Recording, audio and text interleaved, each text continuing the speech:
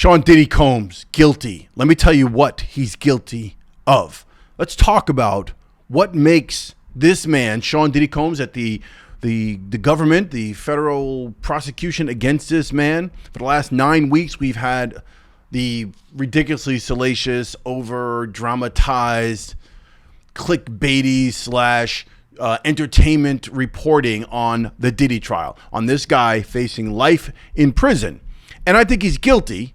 And I'm going to tell you what he's guilty of. Because right now, today is Monday, June 30th. Welcome. Time to talk.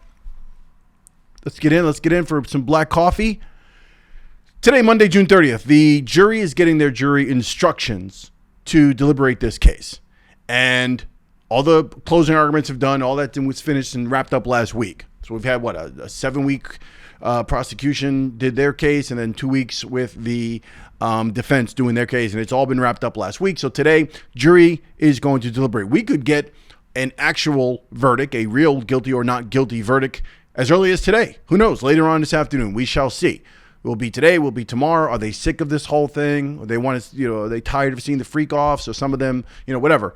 But we could see something. But let me tell you right now what this guy's guilty of.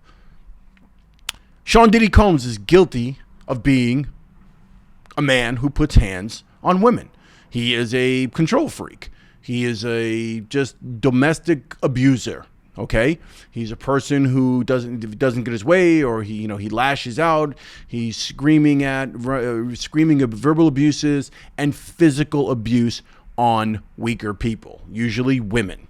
That's what Sean Combs is definitely guilty of. Sean Combs is guilty of being a slick, sly bastard when it comes to lying and giving fake apologies and trying to clean up his image and trying to do all those things. That's what he's guilty of. Sean Combs is guilty of being sloppy when it comes to how he handles his personal relationships and the relationships around those relationships, the people who work with him, the people who work for him, but more specifically, the people that he's dealing with in this lifestyle, this sort of swingers-esque, crazy sex life, the freak off, freak ons, whatever, and how he manages that and how he dealt with all of that. He's a bit sloppy. Let's put it like that. So he's guilty of being sloppy. He's guilty of being a man who puts hands on women, being a domestic abuser.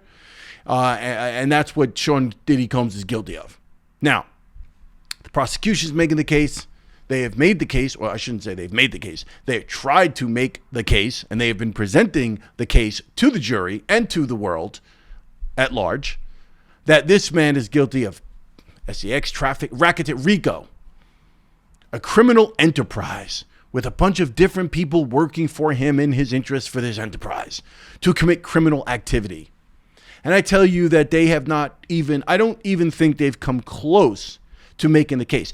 They have made the case that one could technically identify certain things that Sean Combs did as being technically illegal. Using this drug, a Schedule I narcotic, that's illegal.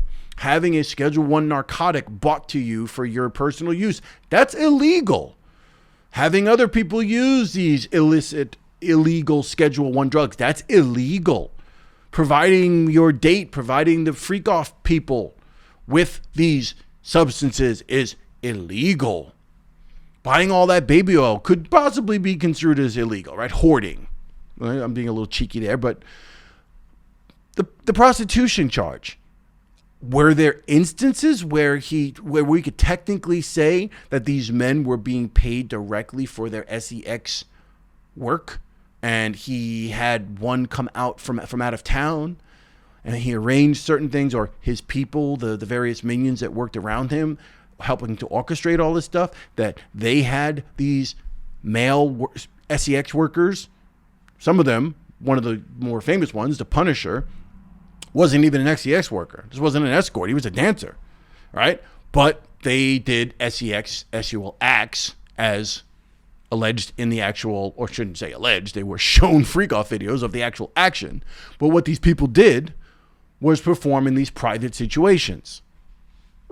So I don't know to what degree that the prosecution has actually made the case of RICO, though. Everyone is an expert on this now. All right, I'm going to sound redundant here because, I mean, this is sort of my closing argument or my closing statement on the matter before we get any real definitive verdict from the jury. But this is my closing statement, and this has been, so forgive me if it sounds redundant. I've said it in the last few videos that, again, they can make legal little cases and put all these things together and say, yeah, well, you know, when he said that to this person, it seemed like he was trafficking.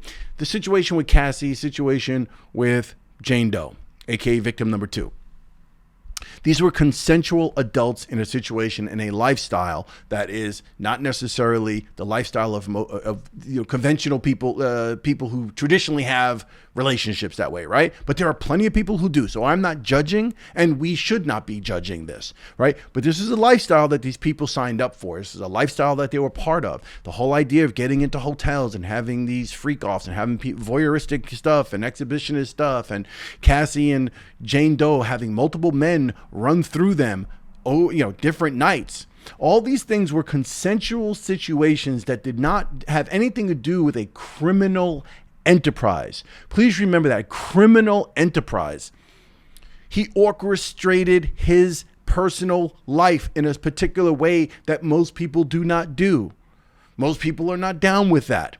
This is what this man did. He didn't do anything different than numerous other rock stars, celebrities with access to money, illegal substances and narcotics, and women have not done. I would argue to say that if we put this microscope on Tommy Lee or anyone from Led Zeppelin back in the day, or if we were to look at someone, we could go through the whole gamut of rock stars and how many hotels have been destroyed and how many prostitutes and strippers and dancers have been in the hotel rooms of this one and that one, and different rappers and different actors.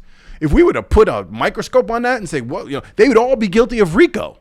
How many people have assistants that work for them and say, hey, I need to get this. I need to get some condoms. Hey, that stripper from XYZ from, the club, can we get her? Is she down? Do you want to invite her to the party? None of that is criminal enterprise. It's horny men and women involved in a particular lifestyle, whether it's one-on-one or whether it's, hey, get a group of females. I got a group of my friends. We'll all get together and have a crazy orgy. Or if it's just, hey, I just want to watch a couple of those females go at it. Or, hey, let's have a free-for-all when people could do whatever they want. And we have different rooms for that to happen.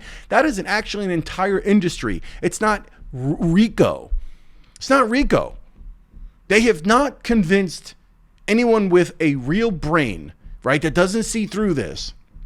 This man is guilty of running a criminal organization. What they've done successfully was create a victim mentality, a victim situation, especially with Cassie. They create because of that beatdown tape. Okay, and because of the horrific things she said on stand about people urinating in her mouth. These are things that she requested at certain times. If we look at this, some of these acts, right, where the prosecution basically says, if you give consent one time, it doesn't mean that consent is implied the other times. And that's where they're getting the trafficking. That's where they're trying to nail that case down. But I argue with you, and I make the case, and so does the defense, that, well, this is where Mark Agnifilo argued in the defense closing statement, like, where do we draw the line? So if Cassie was down to have 3 guys going through her on, Monday through Sunday, for 7 days a week for a year, and then, she did it 75 times or 80 times, and on the 81st time she was feeling some way about it, or she didn't want to do it any longer, or, suddenly for a couple of years she was fun with the whole freak off thing. She was making phone calls, she was requesting certain escorts, she was certain workers and certain dancers, whatever you want to call them. She was fine doing all sorts of stuff. But then, if she got into a fight with Diddy, it was a little different. Or she wanted more time with Diddy one-on-one. Or she just didn't feel like doing freak-offs that week. Then she rejected. She resisted them that week.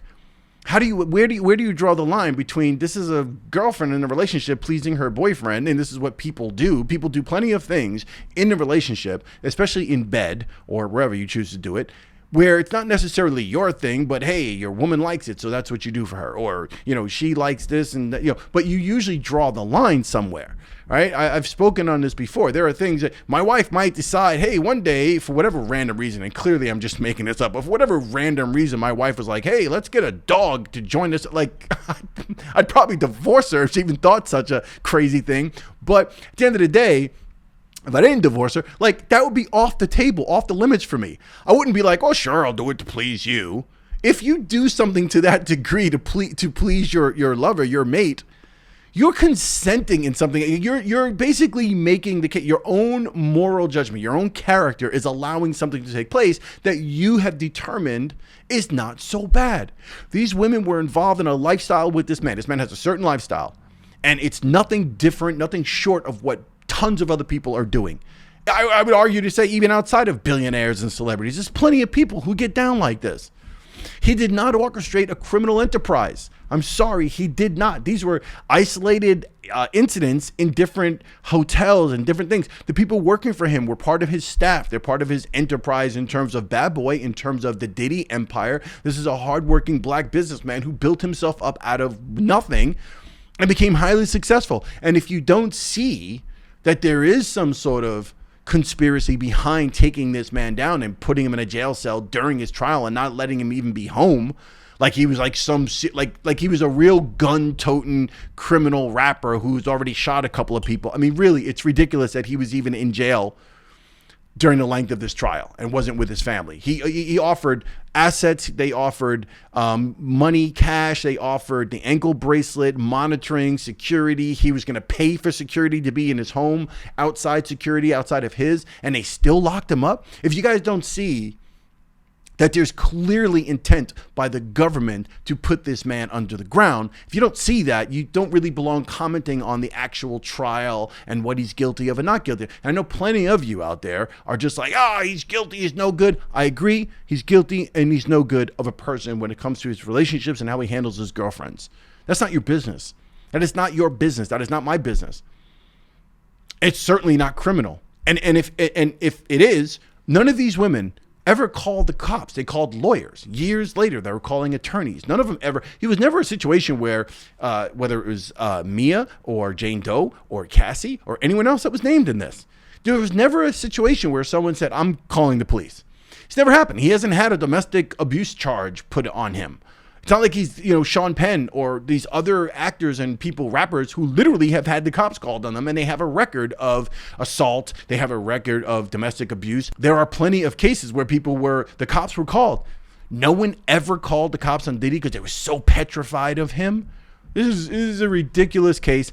I'm actually glad it's wrapping up. I personally feel the man should go home. The prosecution, I don't think they made their case. I think the jury, you basically need one person. They need reasonable doubt. And they did not make this case beyond a reasonable doubt. That jury has reasonable doubt. I am confident. I believe that they're going to see through this. They're going to understand it. When they get together and they're talking about this, they're going to see this for what it is. We had to watch freak off videos. This man's personal life. It's not a criminal enterprise. It's not a man running around with suitcases of cash doing all sorts of crazy stuff for his enterprise. It's a man who did a bunch of crazy stuff for him to get his little freak on with these females he was involved with. That's it. That's it. I'm looking forward for it to being over. And I will personally my bet is that he will be found not guilty and he will go home, as I think he should. Do I think he needs help? Do I think he should really try to turn things around for himself, both, for himself as well as his family, specifically for the women, the girls in his family? He has daughters, right? Do I think he needs a serious amount of therapy? Yeah, I think so. And I'm not saying he needs therapy for his personal preferences and sexual proclivities. I'm saying, do I think he needs help in terms of identifying the fact that he's an abuser, the fact that he needs to learn to handle situations in a better way? He needs to understand the feelings of other people. Does he need to learn not to put hands? They have anger control issues. He should be in therapy. If it's a drug issue, he should be in some sort of drug rehab situation. He needs to redefine himself. I don't think it's going to work in terms of the media, in terms of him, no matter what he does. I don't think he's going to turn all this around. I think there's too much stain on his name and reputation at this point for him to ever really be out there and be taken serious again or have any kind of celebrity. I think there will be plenty of outlets, plenty of podcasts, and plenty of places for him to go to plead his case or to talk and to sort of try to reestablish himself. And people will be doing that just for the sake of it. People won't even be interested. They'll just want the sensation, the idea that, Diddy's going to be on this podcast, right? So they're going to give him an opportunity. But we'll see what happens. Again, I think he's going to be not guilty. I think he will go home. I hope he does. Even if there's a couple of charges, I don't know. If he does 2 years with time served already, he's going to go home. We'll see what happens, but definitely not Rico. All right, time to talk. I've ranted enough. This is my final thoughts on it. We'll see what happens. We might get a jury verdict today. So I'll go back. I'll report on the final when it actually happens. I'll report on what happens. All right. Time to talk. Subscribe if you've not subscribed. Like the video on the way out. Comment guilty, not guilty. Let me know what you think is going to happen. I'll see you on the next one. Peace.